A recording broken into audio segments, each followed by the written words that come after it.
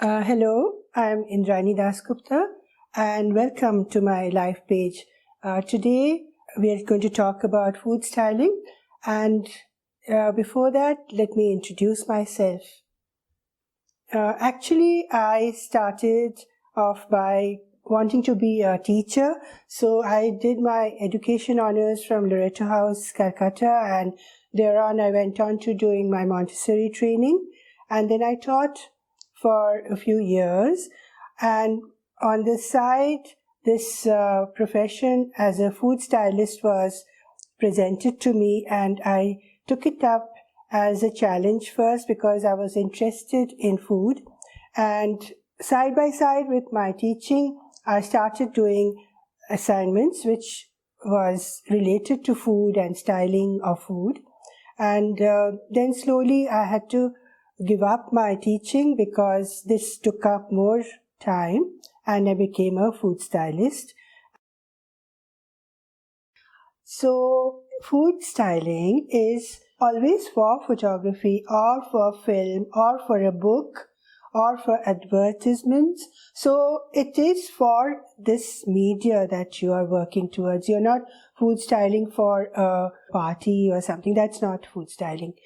This is for some media, like for example television or book or something. So what you need to do is prepare the food for photography. So it is little different from preparing the food for your family or for eating, because there you have to take care of the taste of the food, whereas in food styling,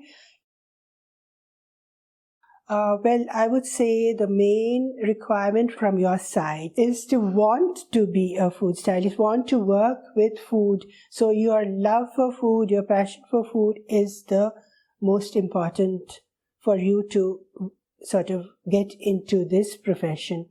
So you're reading up about different cuisines. You have to be interested enough to try out different cuisines. You have to actually personally know what, say, for example, Chinese food tastes like, or Italian food tastes like, or look like. So all that, you have to be a person, a foodie, who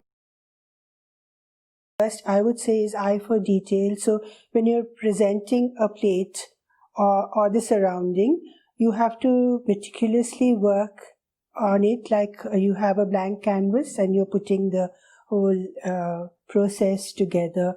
First the background, then the plate, then whatever the food on the plate, then the saucing comes, then the garnish, and finally the food is ready for shooting.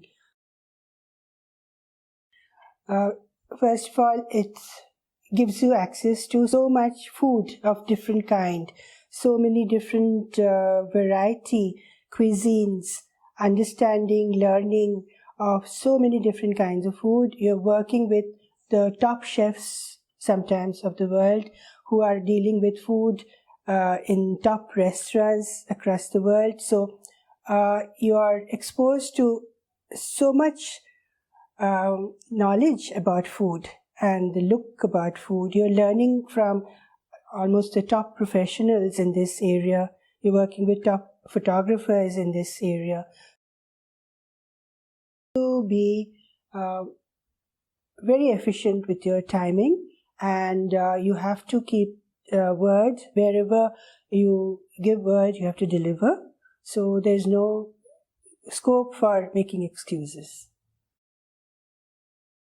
Collecting props, because a day doesn't mean one shot, day means about 10 shots. So you are collecting 10 props at least for 10 different shots, 10 different looks. So you're running around getting everything together the previous day. The morning of the shoot, you're getting your rice cooked and you're making sure that every grain of the rice is whole and long, because that's what the client wants to show, that his rice is the best rice and the longest rice and nothing broken. And so you're actually cooking the rice in such a way that every grain of rice is whole and complete.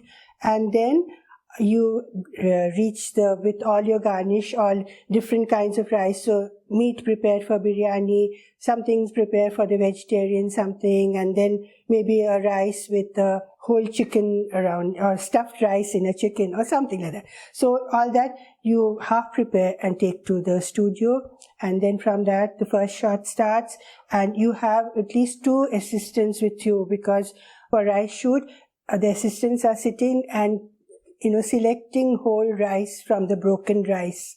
So finally, on top of every dish, the whole rice grains have to stand out, like they're saying, I am the hero, kind of thing. Around it, the colors will come in, the carrots will come in, the beans will come in, the chicken will come in, but the rice has to be visible to the client because it's his rice that he's talking about. So this day actually continues right into the evening, and while the shoot is on, people are selecting grains of rice and rice being cooked continuously. Because the same plate that you presented so well, at least you think you've done so well, but the client says, oh, the blue rim of the plate is interfering, so you have to do the whole thing again. So you be calm, because that day is your day for the client. So you can't say that, oh, I'm running short of time, nothing. And so the shoot can continue till almost midnight and you're working. But at the end of the day, when you look at your picture and there's perfection in it, I think that is your happiness. So I hope I've been able to give you a balanced view about food styling. Thank you so much.